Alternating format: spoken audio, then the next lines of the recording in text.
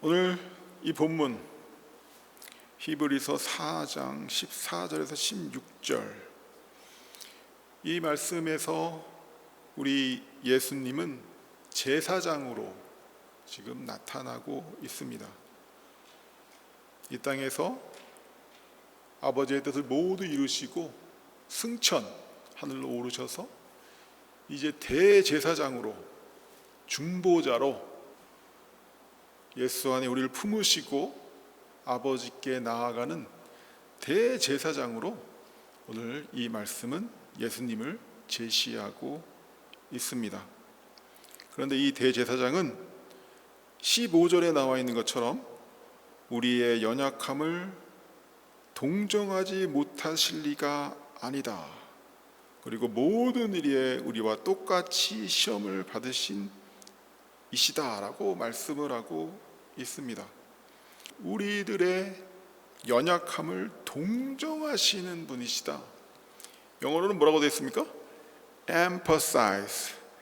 emphasize가 한국말로 번역할 때 이제 동정하다라고 번역이 되어 있지만 일반적으로 우리가 이 단어를 empathize라는 단어를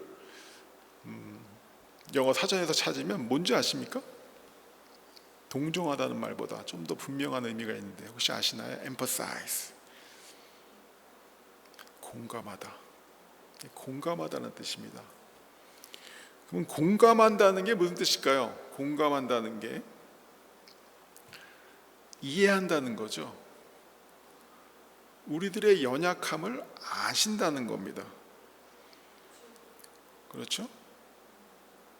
우리들의 어려움을 이해하고 아신다는 거예요. 그 뒤에 그 이유가 무엇이냐? 어떻게 예수님은 우리들의 이 연약함을 아실까? 이해해 주실까? 뭐라고 나왔습니까? 모든 일에 우리와 똑같이 시험을 받으신 분이시다. 모든 일에 우리와 똑같이 시험을 받으신 분이시다. 하늘 영광 보좌를 버리고 하나님의 아들이심에도 불구하고 우리 예수님은 연약한 아기의 모습으로 그 초라한 베들레헴의 마국간에 오셨죠. 그 예수님은 육체를 가지시고 이 땅에 사셨습니다. 추위도 아픔도 사단의 유혹도 배고픔도 모두 우리와 똑같이 겪으신 분이시기 때문에 우리의 연약함을 너무나도 잘 아신다는 거죠. 여러분들, 정치인들이 많습니다. 리더들도 많고요. 어떻게 하면 더 표를 많이 얻을까? 어떻게 하면 더 권력을, 파워를 더 오래 가질까? 그렇게 생각하는 게 정치인인데 그들이 늘 하는 말들이 있죠.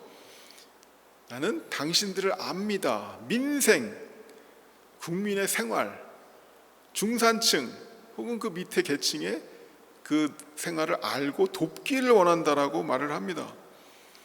사실은 그렇지 않죠. 제가 한국에서 전에 어떤 정치인인데 이름은 말하지 않겠습니다. 굉장히 지지를 높이 받았던 정치인이 한국에 계셨어요. 근데 그분이 재벌 2세입니다. 재벌 2세. 그래서 기자회견을 하는데 막 민생을 돕겠다 막 이렇게 얘기를 하고 자기의 정책을 막 이야기하니까 국민들하면 폴리시들을 이야기하니까 기자가 질문을 하는 거예요.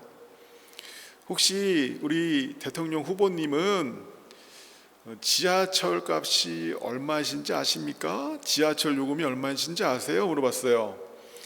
그랬더니 이분이 훅 가는 거죠.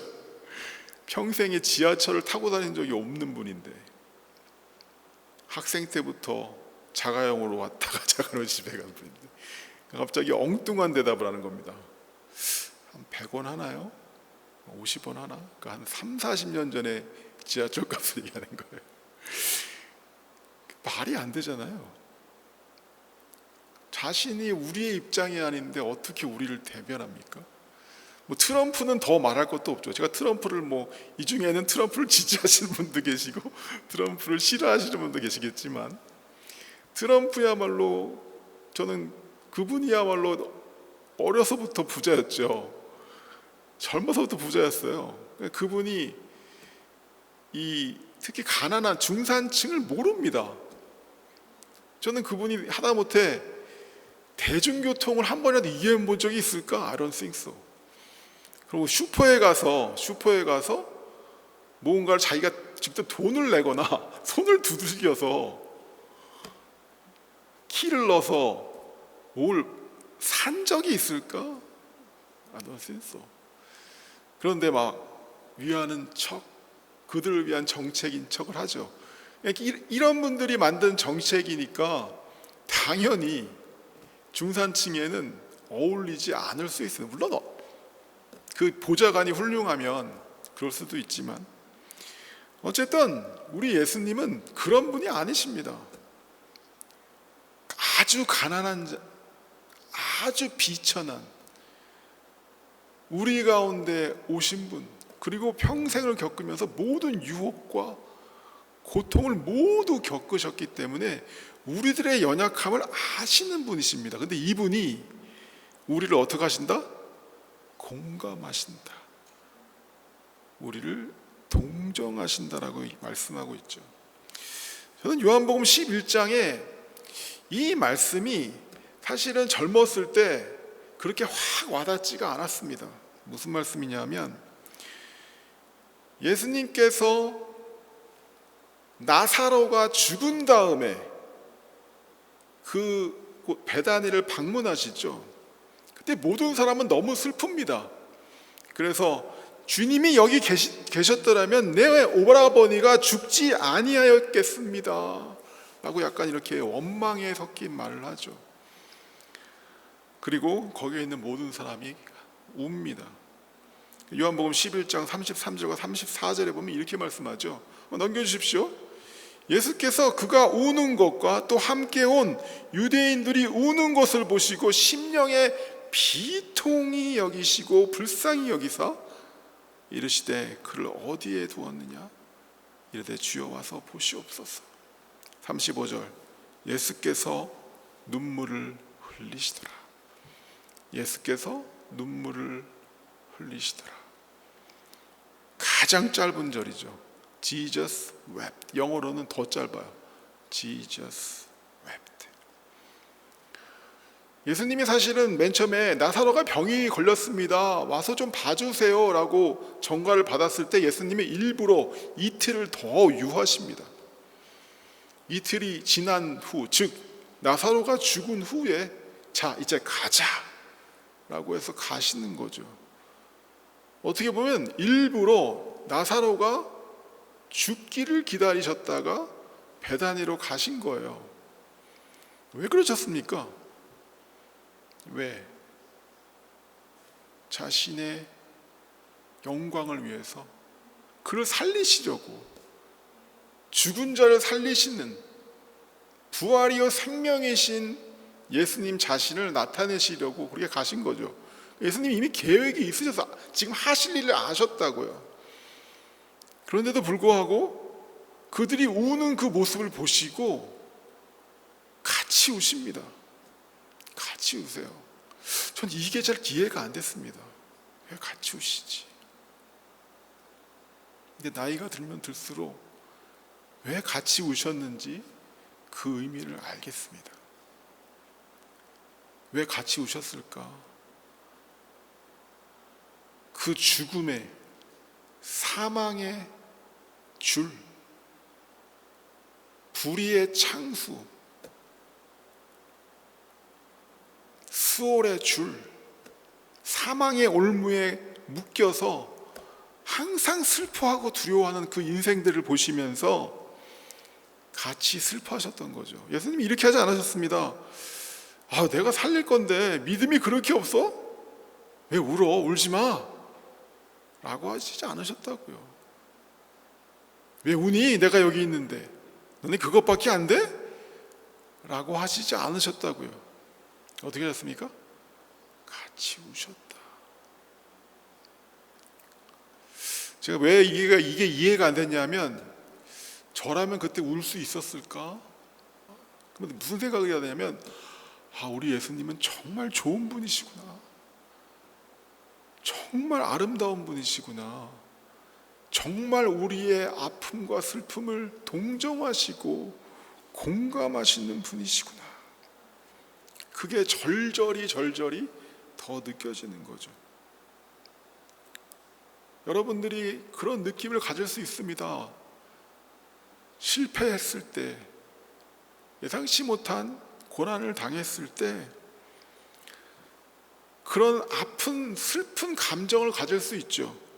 상실감, 실망, 원망, 여기 다 고스란히 나옵니다. 이 11장에 마리아는 원망하고 사람들은 슬퍼합니다.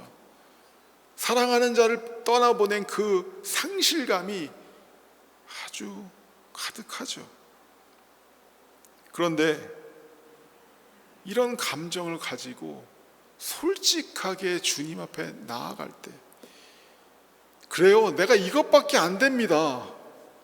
주님, 내 믿음이 이것밖에 안 됩니다. 주님 믿지만요, 제가 믿음이 없습니다. 슬픕니다. 너무 아픕니다.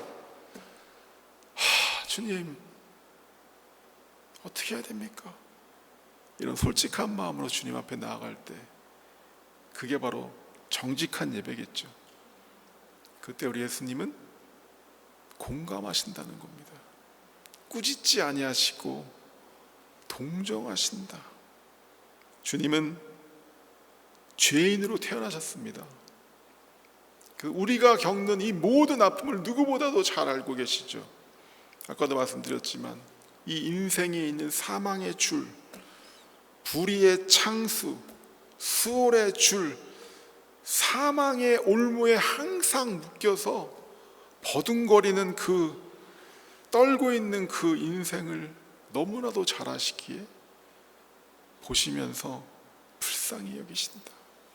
같이 눈물을 흘리신다. 그래서 히브리 기자는 16절에 이렇게 말씀하는 거죠. 그러므로 우리는 긍휼하심을 받고 때를 따라 돕는 은혜를 얻기 위하여 은혜의 보좌 앞에 담대히 나아갈 것이니라.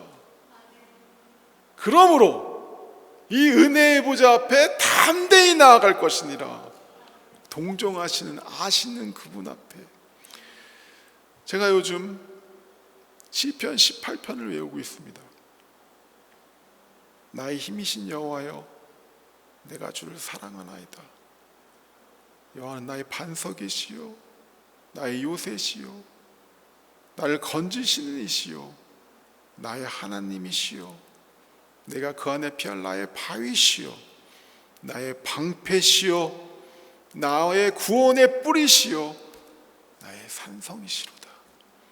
내가 찬송받으실 여호와께 나아갑니다. 아뢰리니 내 원수들에게서 구원을 얻으리로다.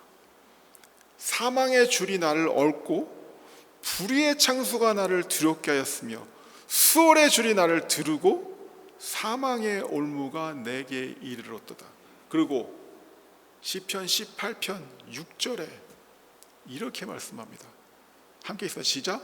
내가 환난 중에서 여호와께 아뢰며 나의 하나님께 부르짖었더니 그가 그의 성전에서 내 소리를 들으시며 그의 앞에서 나의 부르짖음이 그의 귀에 들렸도다. 아멘. 우리에게 있는 사망의 줄, 불의의 창수, 수월의 줄, 사망의 올무가 항상 우리와 함께 있는데 이것들을 가지고 주님 앞에 부르짖었더니 그가 하늘에서, 그의 성전에서 우리의 기도를 들으시고 부르짖음을 들으시고 일어나신다는 겁니다. 그 뒤에 이 6절 뒤에가 더 은혜롭습니다. 하나님이 우리들의 이 부르짖음을 들으시고 어떻게 일어나시는지, 그가 우리 때문에 일어나실 때 이 세상은 어떻게 벌벌 떠는지 너무나도 잘 표현하고 있어요. 그래서 오늘 이 히브리서 기자가 이렇게 말하는 겁니다. 동정하시는 그분께, 공감하시는 그분께, 그렇다면 그러므로 우리는 긍휼하심을 받고 때를 따라 돕는 은혜를 얻기 위하여 은혜의 보좌 앞에 담대히 나아갈 것이니라. 아멘. 이 연약함을 가지고 주님께 가는 자, 정직한 예배를 드리는 자, 상한 심령의 예배를 드리는 자를 주님은 기뻐 받으신다. 반면에 나의 연약함을 인정하지 않는 자, 남 탓하는 자, 늘 자신을 합리화하는 자, 정직한 예배를 드릴 수 없는 자는 주님께서 받으실 수가 없겠죠. 예수님이 이 땅에 계실 때 제자들을 가르치시는 방법이 있었습니다. 그건 무엇입니까? 그들의 연약함을 아시고 기다려 주시죠.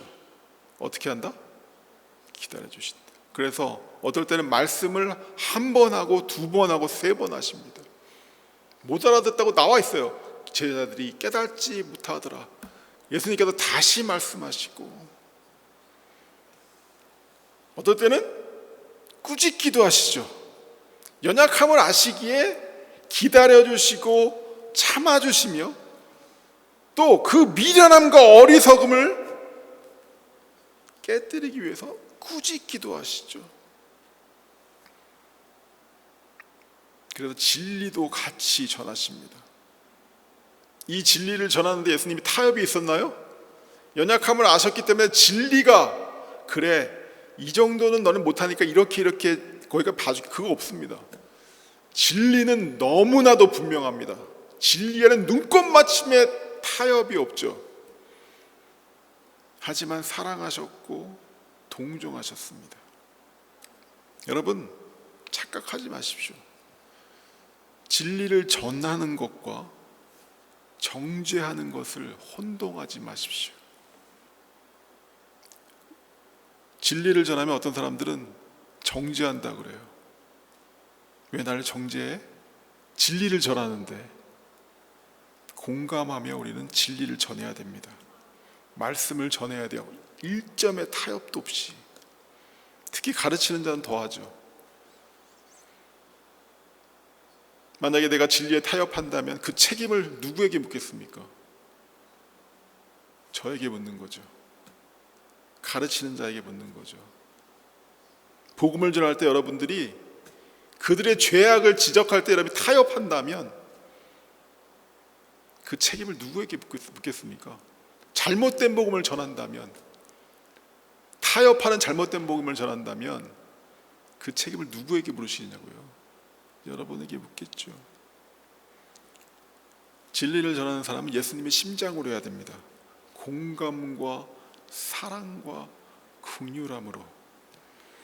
그거 아십니까 여러분? 진리가 없는 사랑은 없다. 진리가 없는 사랑은 없습니다. 진리가 없는 사랑은 무엇에 불과하다? 속임수에 불과하다. 눈속임에 불과하다. 그러므로 진리를 받는 자들은 그것을 공격으로 받아서는 안 되고 정죄로 받아들여서는 안 되죠. 예수님이 진리를 전하실 때 그들의 연약함을 아시고 공감하셨지만 사랑하셨기에 진리를 전하실 때에 이것을 정죄로 받아들이는 사람이 있었죠. 이것을 공격으로 받아들이는 사람이 있었어요. 마찬가지입니다. 교회에서도 마찬가지예요. 하나님의 말씀을 전할 때 이것을 정죄로 혹은 나에 대한 공격으로 받아들이는 사람이 있다는 거예요. 누가 그랬습니까? 예수님 살아계실 때 누가 그랬습니까? 바리새인들이 그랬죠. 종교자들, 지도자들이 그랬죠. 서기관들이 그랬죠. 똑같이 말씀을 듣는데 백성들은 아파합니다. What should I do? 내가 어떻게 해야 됩니까? 똑같은 말씀을 듣는데 어떤 사람들은 화를 냅니다. 나를 왜 정죄해? 나를 왜 공격해?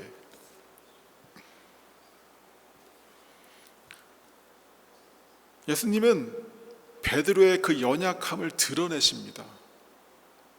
베드로는 스스로를 굉장한 사람으로 착각하고 있었다고요. 의인으로 생각하고 있었다고요. 자신의 연약함을 모르고 있어요. 내가 절대 예수님을 떠나지 않겠습니다. 그때 예수님이 그의 그 한없는 연약함, 가벼움을 드러내시죠. 예수님을 3번 부인하고, 다른 제자들도 다 마찬가지입니다. 그리고 그 베드로로 그 연약함을 가지고 예수님 앞에 엎드러지게 하죠. 예수님 앞에 상한 심령으로 엎드러지게 하죠. 그때야 비로소 주님은 그를 쓰시는 겁니다. 그때야 비로소.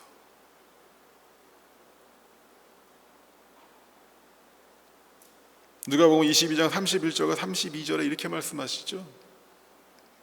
시몬아 시몬아 보라, 사탄이 너를 밀가부듯 하려고 요구하였으나. 32절 함께 있습니다. 시작. 그러나 내가 너를 위하여 내 믿음이 떨어지지 않기를 기도하노니 너는 돌이킨 후에 내 형제를 굳게 하라. 이게 언제 하시는 말씀이냐 하면, 베드로가 3번 예수를 부인할 것을 말씀하신 후에 이 말씀을 하시는 겁니다. 하지만 내가 너의 믿음이 떨어지지 않도록 기도할 것이다. 중보할 것이다. 너를 도울 것이다. 그러니 너는 비록 그 연약함 때문에 넘어질 것이지만 그럴지라도 다시 일어나 돌이킨 후에 내 형제를 굳게 하라. 이게 무슨 말입니까? 내가 너에게 한 것 같이, 내가 너의 연약함을 기다려 주었던 것 같이, 내가 너의 연약함을 용서해 주었던 것 같이 너도 네 형제들에게 그렇게 하라. 내가 너를 공감했던 것 같이, 내가 너를 동정했던 것 같이 너도 일어나 내가 했던 것들을 하라라고 하시는 거예요. 너희도 동정하라. 너희도 공감하라. 마태복음 18장에 이 말씀이 나오죠. 이 베드로가 묻습니다. 예수님, 우리가 몇 번이나 용서를 해야 됩니까? 7번까지 해야 됩니까? 그러니까 예수님이 뭐라고 그러시나요? 아니, 7번씩 70번이라도, 7번씩 70번, 7번씩 70번이라도 용서해라 라고 말씀을 하시죠. 그러면서 이 비유를 하시잖아요. 달란트, 10,000달란트를 빚진 사람, 그리고 100데나리오를 빚진 사람. 어느 종이 10,000달란트를 빚졌습니다. 한 달란트가 얼마인 줄 아세요, 여러분들? 한 달란트 많이 나오잖아요. 달란트가 여자 몸무게가 되는 금덩어리라고 그래요. 그러니까 40kg 정도 되는 금덩어리. 내 몸무게는 40kg가 아닌데 어쩔 수 없습니다. 40kg 되는 금덩어리, 40kg가 되는 금덩어리, 그게 10,000개가 있다는 거예요. 여러분, 지금 금값이 막 이렇잖아요. 제가 한번 정말로 계산을 해본 적이 있다니까요. 옛날에 그 당시 금 시세로 이게 빌리언 달러를 넘어요. 빌리언 달러. 엄청난 거예요. 조 단위를 넘어가는 돈이에요. 저는 이 10,000달란트가 그 정도인지는 몰랐어요. 그 정도의 돈이에요. 인간이 갚을 수 없는 돈입니다. 그의 자손 1000대 10,000대가 종살이를 해도 갚을 수 없는 돈을 빚진 거예요, 이 종이. 근데 이 선한 주인이 그것을 탕감해 주죠. 없던 것으로 해줍니다. 그런데 이자가 나가서 10,000달란트를 빚진 자가 나가서 자기 친구가 얼마를 빚졌다? 100데나리온. 100데나리온이 얼마인 줄 아세요? 약 7,000불. 어떤 사람이 한 달 봉급 정도 되는 돈. 그 돈을 빚진 거예요. 그 돈을 빚졌다가 그들을 잡아다가 옥에다 넣습니다. 말이 안 되잖아요. 주인이 그걸 아는 거죠. 알게 돼서 꾸짖습니다. 그게 바로 마태복음 18장 32절, 33절, 34절에 나오죠. 33절에 내가 너를 불쌍히 여긴 같이 너도 내 동료를 불쌍히 여김이 마땅하지 아니하냐 하고 주인이 노하여 그 빚을 다 갚도록 그를 옥졸에 넘기니라.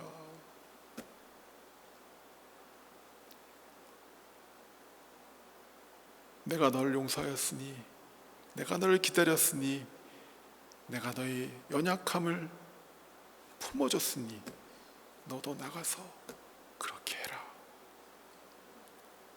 이게 예수님의 뜻이라는 거예요.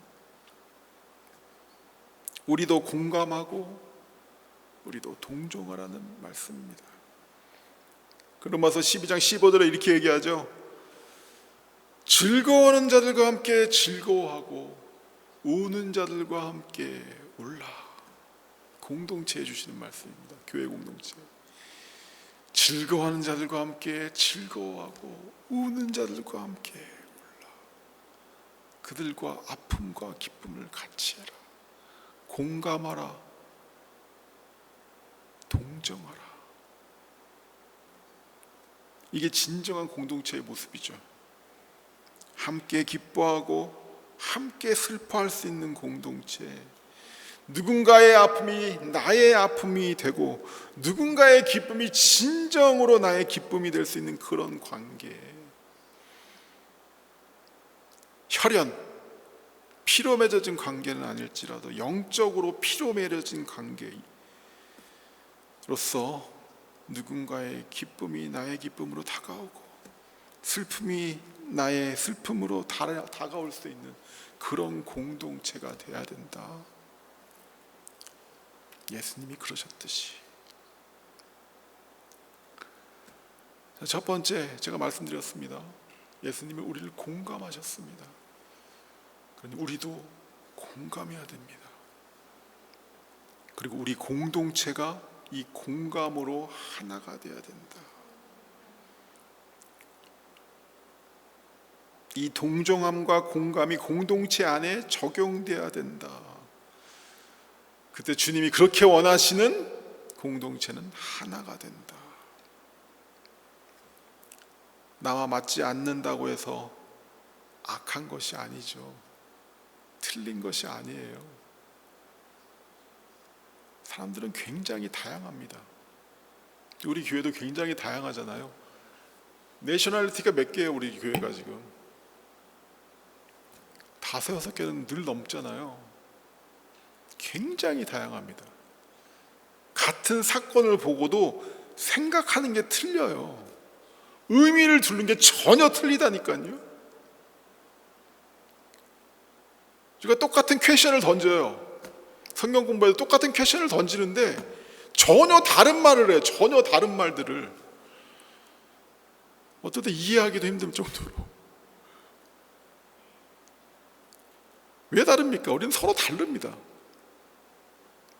성장 배경이 다르고 가정 환경이 다르고 경험이 틀리고 아픔도 틀렸습니다. 약점도 틀리고 고난도 틀렸어요. 그러니 의사소통하는 방법도 아주 틀립니다. 사용하는 언어도 틀려요. 성별이 다르고 제너레이션, 세대가 틀립니다. 근데 이 다름이, 이 다양함이, 이 다름이 어떤 사람에게는 그 사람을 정죄하는 악이 된다는 거예요. 나랑 다르니 저 사람은 틀렸어. 나랑 다르니 저 사람은 악해. 이것을 함부로 생각하고 함부로 말한다. 그렇지 않죠. 아닙니다. 악한 거 틀린 것이 아니라 우린 다를 수밖에 없다는 것을 인정해야 됩니다.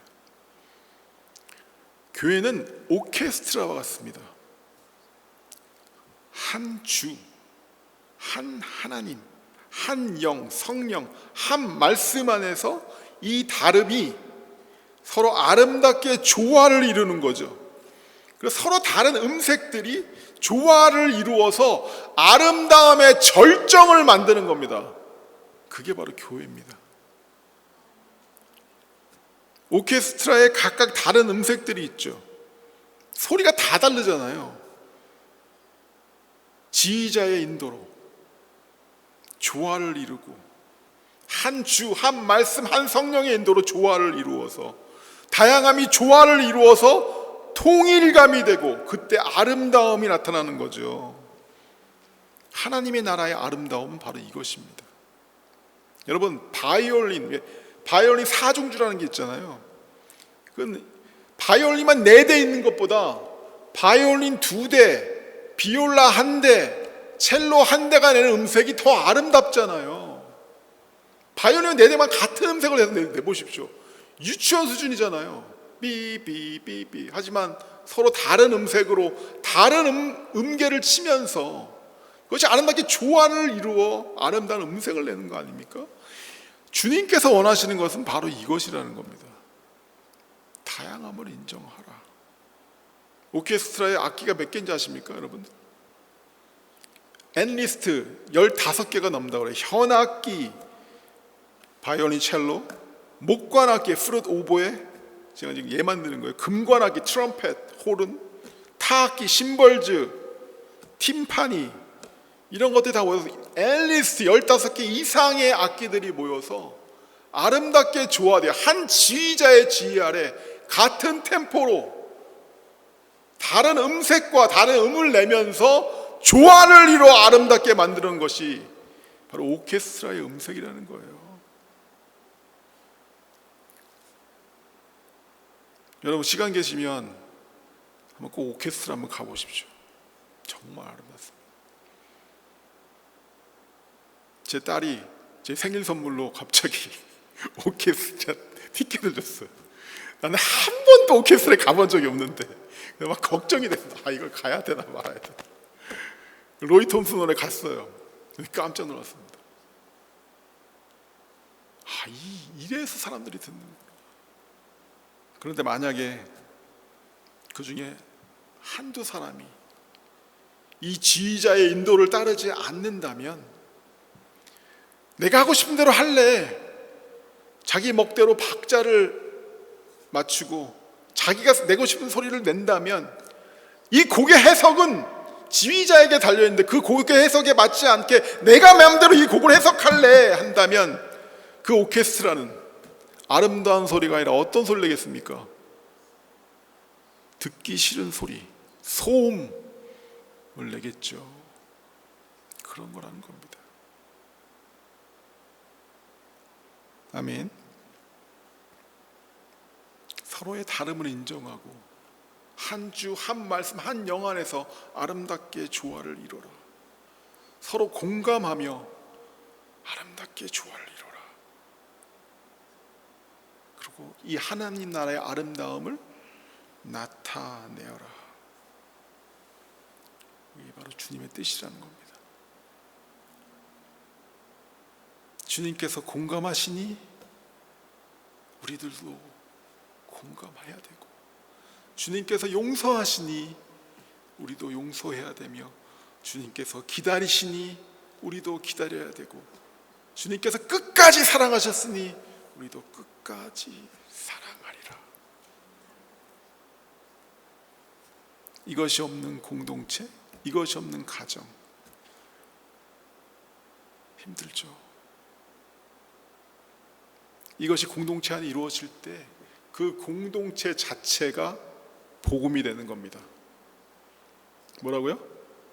그 공동체 안에 들어오는 사람은 복음을 그냥 마시고 체험하는 겁니다. 그 복음이 그 공동체의 그 하나됨 안에서 선포되는 거라고요. 예수님이 그래서 이것을 말씀하시는 거예요. 요한복음 17장 21절에서 23절, 21절 마지막 기도, 예수님의 마지막 기도의 기도의 제목이 바로 이거였습니다. 겟세마네 기도가 마지막 기도인데 그 기도에서도 마지막 부분의 기도가 바로 이 기도였다는 거예요. 아버지여, 아버지께서 내 안에, 내가 아버지 안에 있는 것까지 그들도 다 하나가 되어 우리 안에 있게 하사, 그들도 다 하나가 되어 우리 안에 있게 하사 세상으로 아버지께서 나를 보내신 것을 믿게 하옵소서. 우리가 하나 되는 것이 세상에서 아버지가 나를 보내는 것을 믿게 하는 것과 무슨 관련이 있습니까? 우리들의 하나됨이 복음이 된다는 겁니다. 22절에 내게 주신 영광을 내가 그들에게 주었사오니 이는 우리가 하나 된 것 같이 그들도 하나가 되게 하려 함이니이다. 예수님이 왜 십자가에서 죽으셨느냐? 하나가 되게 하시려고. 23절 한 목소리 있습니다. 시작. 곧 내가 그들 안에 있고 아버지께서 내 안에 계시며 그들로 온전함을 이루어 하나가 되게 하려 함은 아버지께서 나를 보내신 것과 또 나를 사랑하신 같이 그들도 사랑하신 것을 누가 세상으로 알게 하려 함이로소이다. The world will know that you sent me and have loved them even as you have loved me. 무엇을 통해서 세상이 이것을 안다? Through what? They will know this. English people, through what? 한국 people, through what? Unity. 유니티 없어요? 있네. 유니티 있는데 왜 그래? They may be brought to complete unity. Then the world will know. Then the world will know. You have sent me. 이게 뭡니까? 복음이잖아요. 복음을 알게 될 거라는 겁니다. 우리들의 공감, 동정, 다양한 사람들이 하나가 되는 모습을 보며 우리 안에 있는 그 아름다움을 보며 예수 그리스도의 충만함에 있는 교회를 보며 세상 사람들은 무엇을 깨닫게 된다? 복음을 깨닫게 된다. 저희 교회에 오는 사람들이 말이 아니라 우리 안에 그 하나됨과 공감을 보며 복음에 젖어드는 겁니다. 가정에서도 마찬가지죠. 엄마 아빠가 맨날 싸워 복음을 아무리 전해도 소용이 없다는 겁니다. 교회와 성도의 그림자, 교회와 성도의 이 혼인됨, 하나됨을 나타내는 결혼 관계에 있는 엄마 아빠의 그 하나됨을 보며 가정의 아이들은 복음의 아름다움을 깨닫게 된다는 거예요.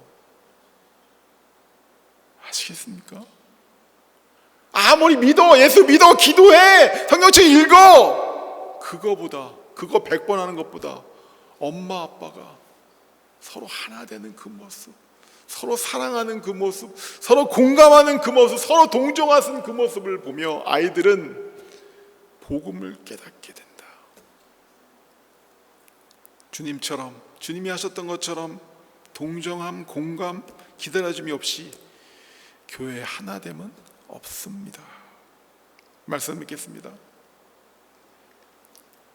주님이 동정하십니다. 공감하십니다. 우리도 동정하고 공감을 하십니다.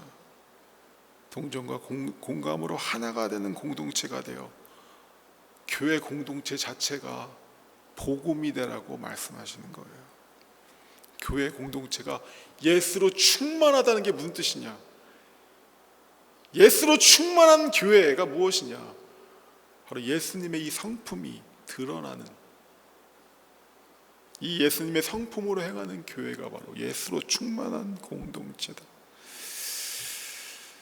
이런 공동체를 꿈꾸며 기도하고 만들어 가자. 아멘. 제가 어저께 제 아내가 토요일 날 일찍 가요. 8시까지 거기 아리랑에 가야 돼요. 그러니까 제가 중보기도를 하다가 차를 타고 내려주는 거예요. 저 클락슨까지 내려줘요. 빨리 가야 되잖아요. 근데 아내한테 전화가 왔어요. 내가 큰일 날 뻔했다. 처음 타는 건데 그 클락슨에서 고버스가 두 방향으로 출발합니다. 번호도 같아요. 두 방향씩 출발하는데 하나는 해밀턴으로, 하나는 유니온으로 출발해요. 이 사람은 유니온으로 가는 걸 타야 돼요. 근데 기다리다가 안 오니까 너무 추워서 먼저 오는 걸 탄 거예요. 보지 않고. 근데 차가 이미 출발했어. 근데 다른 차가 들어오네? 근데 근데 그 차가 같은 넘버야. 이거 어떻게 된 거지? 이제 불길한 예감이 확 드는 거지. 아저씨, 이거 어디 가는 거야? 했더니 이거 해밀턴 가는 건데. 안 돼! 왜냐하면 그 쓰지도 않아요. 이건 직행이라. 이게 캐나다 사람들은 고지식하잖아요. 중간에 안 내려줘 이러잖아요. 그러니까 난 울면서 이제 해밀턴까지 가야 되는 거야. 안 돼! 내려달라고. 내가 안 되는데 특별히 봐서 내려준 거야. 내리자마자 윤영을 타고 이제 출발하면서 너무 감사하다. 여러분, 더디 갈 수 있어요. 좀 늦게 갈 수 있다고요. 좀 천천히 갈 수 있어요. 좀 돌아는 갈 수 있습니다. 우리 공동체가 더디 갈 수 있어요. 좀 천천히 갈 수 있습니다. 그런데 방향이 맞으면 언젠간 맞는 곳에 도착할 거 아니에요? 굉장히 좋아요. 멋져요. 편하죠. 따뜻해. 먼저 오는 걸 탔어. 형통해 보여. 근데 그게 만약에 잘못된 곳으로, 잘못된 곳으로 간다면 아무리 좋아 보여도, 아무리 형통하는 것처럼 보여도 망하는 거 아닙니까? 아멘. 우리 교회는 좀 더뎌도 같이 끝까지 주님께서 원하시는 그곳에 다다를 수 있는 그런 교회가 되기를 소망합니다. 아멘. 할렐루야. 우리 말씀 맺으면서 찬송가 하나님의 은혜로 함께 올려드리시겠습니다.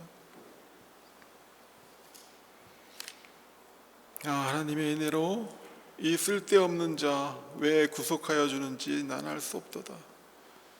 내가 믿고 또 의지하면 내 모든 형편을 잘 아시는 주님, 늘 돌보아 주실 것을 나는 확실히 아네. 나의 모든 형편을 아시는 주님, 나의 연약함을 아시는 주님, 그래서 나를 돌보아 주실 그 믿음을 주신 주님, 주님을 찬양하시게 되기를 바라고, 우리도 주님처럼 공감하고 동정할 수 있는 그런 공동체가 되기를 소망합니다. 다름을